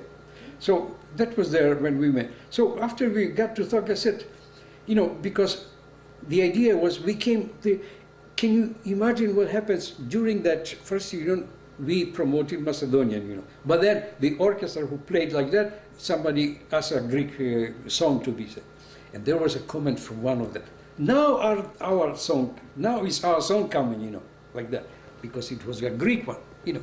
And that kind of hurts you badly, you know, because we grew up together and all of a sudden they get the idea, most of us Macedonians, we speak Macedonian, and now all of a sudden the Greek one is our song, you know. That kind of makes you think twice about to accept whom you should call a friend, whom you don't have to, or you shouldn't call a friend, you know. And that's the idea came, you know, that we got to understand that we should do it for ourselves. And we decided that since we were doing that, and in addition to that, there was another thing that happened. Afterwards, we organized the first one. See, there were some people that came from Yugoslavia. They called themselves mostly, at that time, if you can remember, the idea was they called themselves Yugoslavs. There were quite a few, and it was, you know, prevailing. And they wanted to organize, you know, just for the children from Yugoslavia. The Deca Begalci who were in Yugoslavia. Yeah. So they wanted us separate to go over there. They even invited me, you know, because I was a guest over there, you know, like that. And we had at that time, I don't want to mention names because it's not really useful. They invited, and that's what they started, you know, like that. And they started Serbian song, you know, to sing on that, you know, like that. The idea for us getting together in that newspaper was to promote the Macedonian culture, Macedonian song and dances and people and everything else, you know, because our culture, our history is different than those ones here. So we need to do that, and we have decided that no, we are not going to do that. We're going to go for our own. I remember that because when we discussed that, I don't know who proposed it, but it doesn't make. But we said, in all our reunions, there will be no songs of Greek nature, Bulgarian or Serbian. Why? Simply because they were participants when they divided Macedonia. They've taken the rights of our people away, so we are not going to afford them, you know, their songs. We're not going to do that. And we, till the end, when we organized about 20, we've got, the last one was 20 reunions, never allowed us strange, you know, song from those countries to be played. Not because we don't like, everybody can like their own, you know, they can do it at home, you know, but not in official capacity, not with us disabled. You know, by having those politics that I mentioned, and it was for a long time now for a long time in our history over here in Canada, the Disability was the most popular organization for the Republic of Macedonia for a long time. Yes, yeah. Yes. Can you tell us about your functions and your activities that really stand out in your mind? Well, first of all, as I said, you know, those two things, that human rights being the basic issue. Those were your goals? Yeah, no, those are the basics for foundation. The foundation for the reunion. Based on that, every year we made a reunion. So we get together, and what happened is we decided to make that a reunion for all the disabilities, never mind where they are coming from. So from all the countries, whoever feels himself being Macedonian, disability, or friend to disability. When we started, we've got a very large audience of people who liked the idea to do that. So, and on those reunions, in addition to that, what we've done, which is... You had banquets, right? Banquets. In addition to that banquet, not just banquets, but we invited all the mothers, all those ladies who were taking care of us while we were out there. We invited them, and we've given them ceremony special for them, you know, the flowers and the, you know, and they're free to enter, you know, things like that. So we adopted that, and because of that, we started to unite our people. And in addition to that, what it is, they started from here, and the idea we transferred all throughout the world, you know. That's what I mentioned, we organized elsewhere. And by doing that, you wouldn't imagine how much effort we put into it. For example, I went all the way from here to Detroit. There was some function over there, all the way over there to Detroit to invite them to join us for the reunion in '88. That was our Fiesta Resistance, I call it, the most valuable, important thing that we have done. It was in '88, the 4 years after our exodus, yes. That was in 1988 in Skopje, a reunion for all the disability to unite and to come to Skopje and celebrate. Tell us about that reunion. What happened? Well, first, you know, what happened, first of all, because we invite everybody here in Toronto. We have attended, and we invite everybody to join us. The United Macedonian, the churches and things like that. Said, you join us with that reunion. And most of them did respond. They came in big numbers into the Skopje. Mm-hmm. But before that, when we organized it itself, I remember in '84 I went to Macedonia to establish the ideas about it. I went to the government of Macedonia at that time. I don't want to mention whom I have talked to, but the idea was they wanted to say, well, that is not idea, you know. I said, this is Yugoslavia, you know, this is something which is, it has a separatist tendency like that, they're going to create. And I told them at that time, blankly, you know, I said, listen, we're going to make the reunion. We can make it in Toronto, we can choose Paris, for example, or Melbourne, or somewhere in Toronto. But if we do that, the Republic of Macedonia will not be with us. it won't be in Macedonia. Now, can you decide that for yourself, not to be in Macedonia, a Macedonian event of that importance? They gave us the green light in 84. And in 84, we started to prepare for the reunion in 88. And for that, just to make how important was that, first of all, through the embassy, we kind of, when we send the message, we let them know who we are, so they knew who they are dealing with. In addition to that, that information, they went to the Greek government. And I've got the information from the sources that are secure and that you could believe on. There were Greeks, they have sent 2 delegations to the Belgrade to cancel that reunion. To cancel it, they wanted to cancel. They wanted cancelled because it was not to their politics, They didn't want to do that. They didn't want to open up problems like that, So that's how it happened to be in Skopje. So we have sometimes very difficult argument, to resolve along the line, because there were in the government people who didn't like the idea, because that even though Yugoslavia was, they call it halfway, between the West and the communist countries at that time, but they still had communists sitting there on their leading position, so they had to decide. So they had heavily influencing on everything what was done. For example, the newspaper Nova Macedonia, it's New Macedonia, there was done by a fellow who was sympathetic even from our part of Macedonia, He was the chief in charge of that. And we had the most problem with him, He at one time, there was a meeting that we had over there, like that. He stood up, he says, I'm not going to be part with this anti-Yugoslavian activity, and he walked away. Even though before that he came here to discuss things with us, and we made him ample clear that we are not changing nothing, and we are going to stand. But that's what happened. When they went over there, when it appeared to be so big, so influential, and I made an interview with one of the editors over there, and he didn't publish it. He didn't publish it? He didn't publish it. And that fellow, he came when we later met, and he was kind of avoiding me, finally he said, sorry, he said, that was not my decision, like that. Mm-hmm.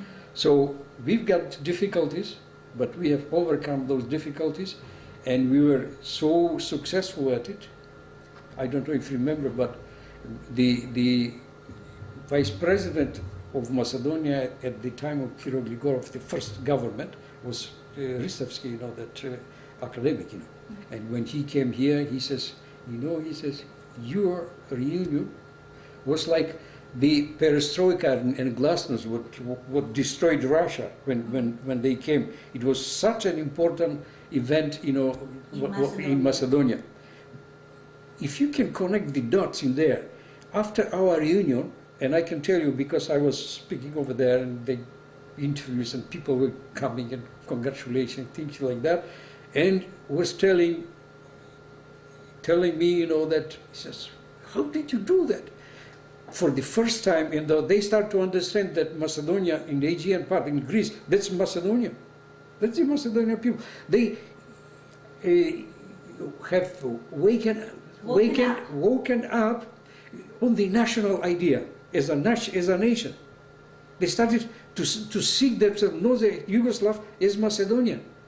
For the first time after that, and it was not a long time after that Macedonia gained its independence. That was in 92, about 4 years after the 91. 4 years after that, 91. 3 years. And I don't want to make it too important, but I think that we've made quite a contribution for that to happen, because we let the Macedonians think for themselves, by themselves, for themselves. That is something that happened when we've done that. When you did the reunion, an important part of the reunion was your effort to go to Macedonia in Greece for that's ability to see their place of birth, their villages. And tell us what happened. You ordered buses full of Macedonians ready to go through the border. and visit their villages in Greece, and tell us what happened at the border. Well, just I'm going to tell you first, and don't tell nobody, but the idea was when we discussed first the idea of going to the Greece, the people in the government of Macedonia, they said, don't do that. It's dangerous. You shouldn't succeed. We said, we're going to do it, regardless of whatever anybody thinks. We're going to do it. I said, you better be prepared yourself.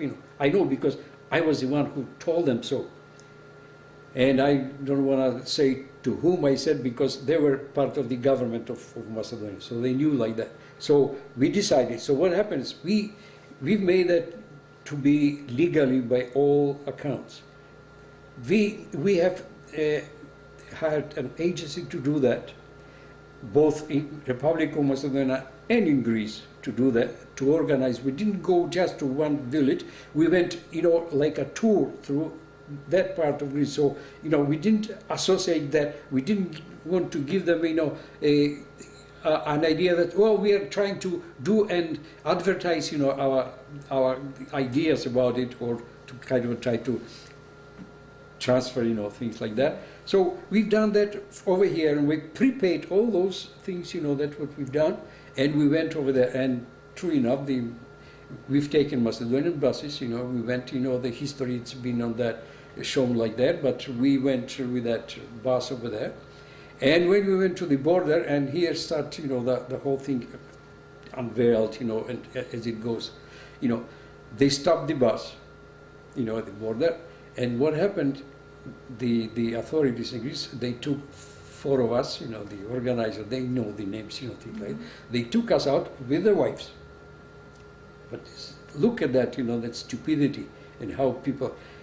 I had my children on my passport. They were in the bus. So they took us out and they said, the bus can go. You see, like that. And but before we went over there, when we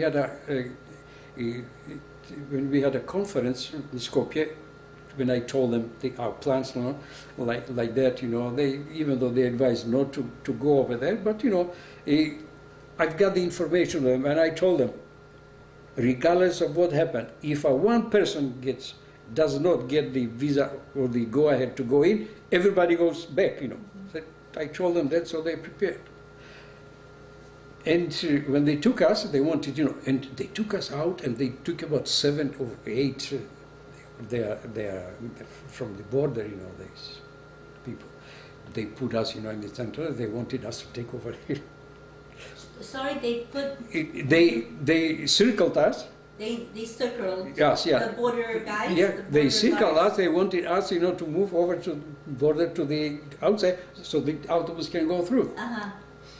And when they started that, and I said, "Stop, guys!" I said to them, "Stop." I said to my guys, "Let's go in, bus, back." Did they give any reason why they took you guys out? Did No, they talk to you? no reason. That's no reason, absolutely. They just said you Yeah. cannot go. Yeah, that's it. You 8 cannot go. Yeah. So they turned us back, like that. I told them, that was our decision, and I said because of that gained such a popularity, and because of things like that, what we've done, you wouldn't believe what happened. I'm going to jump ahead, When we came back over here, for the first time it happened that the Greek embassy or consulate over there, they asked me to come over and to discuss. For the first time that happened, for the Greeks to accept a declared Macedonian and to talk to us like that. And we did that. And I think they regretted that the moment we went over there when we crossed that. Because, they were learned over here when the Macedonians went to get a visa or something like that, they were the supreme authority. They could say no, yes, and nobody could say nothing to them, That was the idea.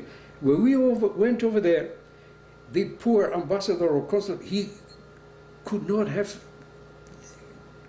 had any good argument to say any bad thing about us. We cornered him so much. First time in my life I've seen a diplomat like that. He's got how do you call it when he's like Vesnokucha, what it is, you know, that like a Yeah, when Yeah.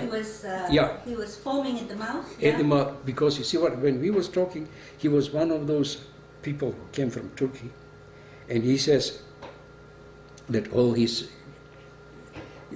parents and grandparents came from Turkey. And there was you remember that there was in 1982, there was a law in Greece they adopted, they could accept in Greece only Greeks by blood.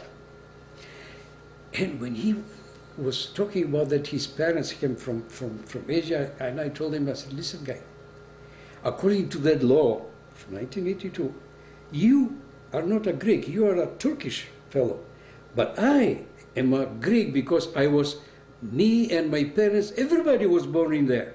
That's when I saw that he got so emotionally involved that he couldn't speak, you know, like that. I remember that because at the end of it, you know, it's a long story, but at the end of it, we offered him to have some more discussion. We could invite him to a restaurant, and he said, no, such a thing. He was taping the conversation, and he was most likely he sent it because everybody was listening. And a short while after, he was gone from Toronto. That guy. So my point was about the importance of that 88 reunion. I mean, in many aspects of life on average, or the political or even economics part of it, you know, it's very important for Macedonia. And it was advertised, it was on the air, people heard about the Dica Begelci, like you said, for the first time, some Macedonians who didn't have a lot of knowledge. Yeah, but then we have to go through, as I said, you know, many other things. You know, that time in Macedonia when we went, you see, that's what it is when you go with the politics, you know, things like that. We had a conference over there when I told them that we had independent press conference done by us in Belgrade. And there was a few people, even one stood up, he says, you cannot do that, he says, you know. I said, listen, we are Canadian citizens. We've got the right to do. Maybe you can apply to Yugoslav government to reject that, but that's as far as you can go. This is a done deal. I did that a night before it was done like that, you know. And I did that very forcefully. I told them, listen, you guys, you are not going to tell us what to do. We are telling you what we're going to do and how we're going to do it, you know, like that. And we did that. We did that over there. The only thing is, we've got about 8 or 10 journalists coming. You see what happened at that time was the 4th of July, the United States Embassy invited all the journalists accredited in Belgrade to attend their embassy, you know, they were festive. But we've got about 7 or 8 journalists that came to our conference, you know, like that. And before that, you know, what happened, I'm going to tell you one thing, you know, that's something that only I know. Now you're going to know that. When we finished that, and I don't want to imply, but when we discussed that with the president of Yugoslavia, Nikolic was at that time. He came up, he accepted us, and I brought the question of the Macedonians in the Aegean part having not rights, and I told them, because if in Yugoslavia, if you are Croatian or Serbian, you can get to Greece without any visa. From Macedonia, you have to get visa, and you have to prove that you are born over there to get. If you are Yugoslav citizens like myself, they turn you from the border. And Nikolic, the president at that time, he says, you know, we know that, and we try everything to do to prevent that. I told him, listen, maybe you try, but if you try to make them to listen, why don't you make it public so we can support you and everybody else? And that's the discussion ended right there. Mm-hmm. Couldn't go any further. On my way back, I just remember that on my way back, they transferred me with the plane of the government of Macedonia, you know, because there were a few other people over there. And one of the government, he gave me a hand, you know, he squeezed my hand, he says, Risto, do you know what you've done? I said, what did I do? He said, you people, you have opened the door for us, so we can go in. We can go in and see things for us, for Macedonians. He tells me one of the top Macedonian diplomats at that time in the government, you know. So that means I'm trying to explain in many instances or examples how things did develop, you know. Like It gave the Macedonians in Macedonia Yeah. more Yeah. power Yeah. to ask about the rights of Macedonians. Oh yeah. And based on that, there was one Macedonian in the Skupština. It was in the Yugoslavian. That was the top class. He was the president of the Democratic Party. Oh, I forgot his name. He went over there. He spoke about us in the Yugoslav Skupština. It was the top because of that. You know, things happened, developed, and that had influence like that. You know, so. Right, now Risto, you were the first president of the Deca Begelci, and are you still president, and how did that go? Well, actually, the way we are organized on the friendly, you know, like that. When we started to make present things like that, I told guys, I said, listen, I can be or somebody else president only when we are not getting together. When it's a official function, then we can send, you know, like that. But when we are together, there is no president, no functions, everybody is equal rights, you know, everybody has one vote and things like that. Totally democracy, you know. Except, you know, nobody challenged it. The only ones, in 1 year there was one fellow, he wanted to try. I told them, you know, everybody who wants the position, try, you know, like that, it's no question about it. And what we've done, truly democracy at that time, when they invited us, sometimes we decided, okay, we're going to send now this person to represent us. A different person every time? Yeah, not every time, but most of the time we had, you know, that kind of a relation. Because, you know, I never had any ambition to be somebody else that I am, you know. My idea was for us to be friends, you know, to behave like ones, with full understanding of our goals, you know. If you have enough guts in yourself to call yourself Macedonians, you are welcome to join us, you know. Do whatever you And how has the organization evolved? Presently, what is happening? Well, presently we are at ease, you know, we are, I would say, dissolved. We still function, but we do not function anymore as that. We don't make meetings, we get together, because most of us are now old people, you know, we are aged now, we cannot do much, and quite a few of us are already gone from the committee that we were. Vasko Cackirovski, let's say, he is dead. Sime Milošević is dead.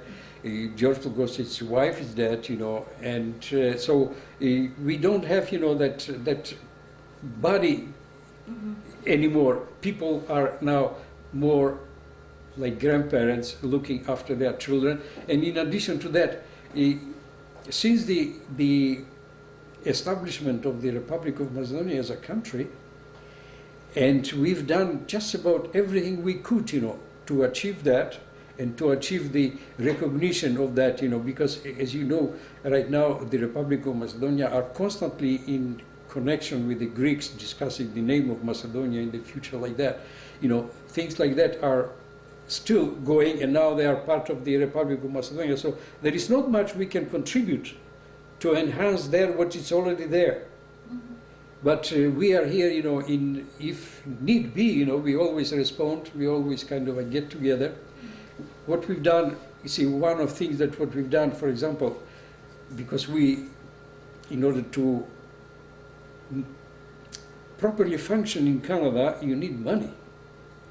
So that's why one of the goals for those reunions were to get some money, because when you having money, it's ability to do things, you know, when you do things, then you move forward, you know, things like that. So we had that, but we had adopted something like that. We have, since we've organized ourselves, we've given $1,000 to every church that was established since then in Canada, or elsewhere for that matter as well.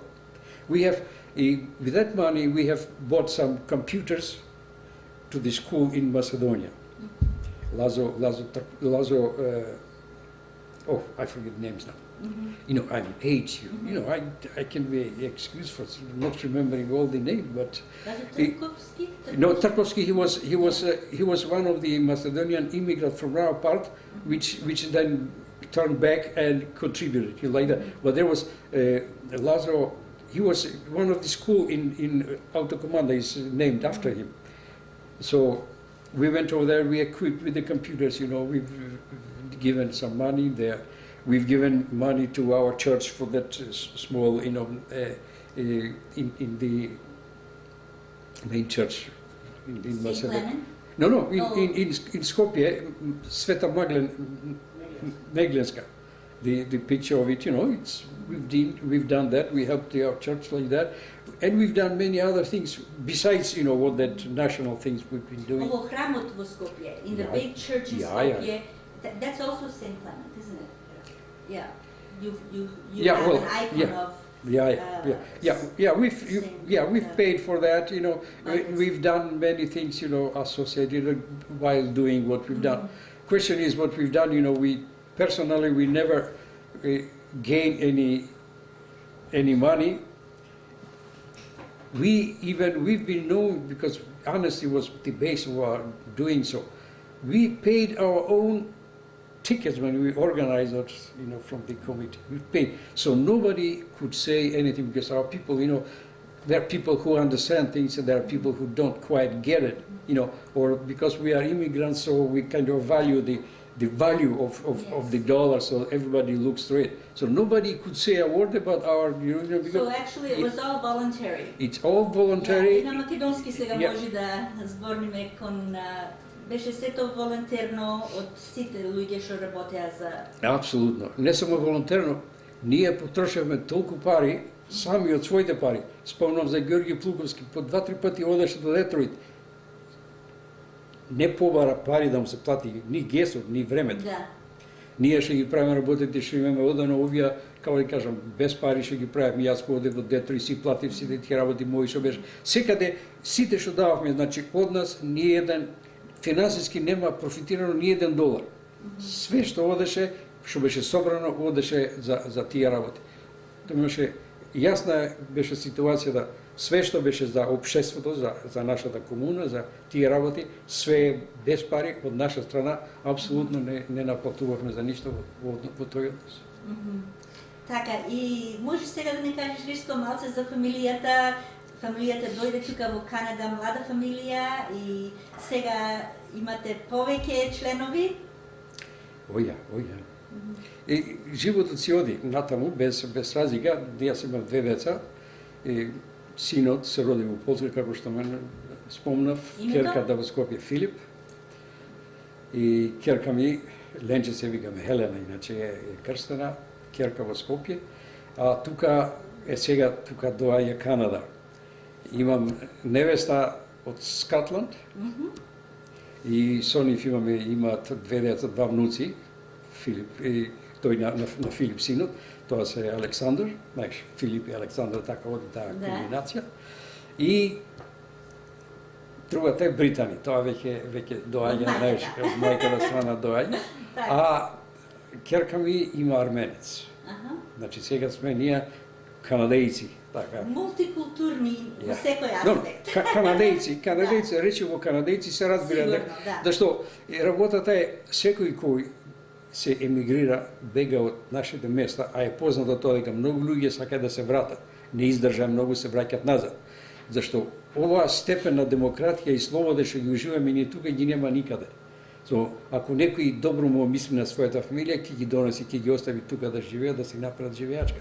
Што значи тоа? Дека кога веќе ние се бавиме национално, ги изградиме, сакаме да ги научиме нашите деца, меѓутоа тие веќе имат свој ум, своја мотивација и свои табиети, и тие живеат на еден канадски начин, и тоа не само што живеат на канадски начин, али и немаат предрасуди, немаат комплекси на помала вредност. Тие веќе се вредности, тука се родени, се канадејци по раѓање, и тие се тогашни, и таков еден живот се ствара. Јас би сакал да ги видам нашите да го прават тоа, да бидат канадејци, меѓутоа да не си го заборават своето.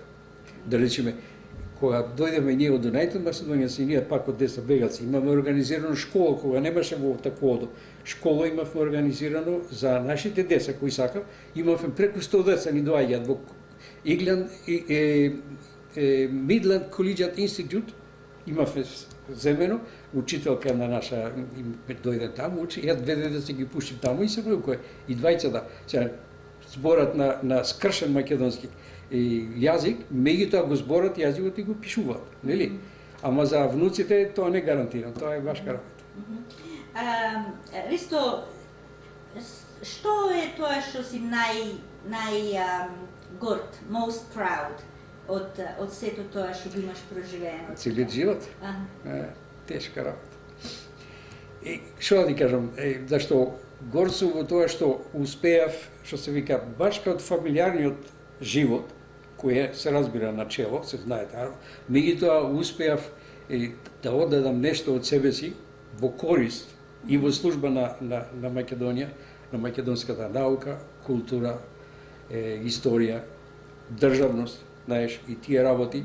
И до некаде, знам дека свесен сум дека, знаеш, овие работи тешко да ги процени човек. Да. Зашто, знаеш, друго е кога ние си правиме муабет, сосема трето е кога си начело на една држава и треба да решаваш за прашања кои се од животен карактер, знаеш.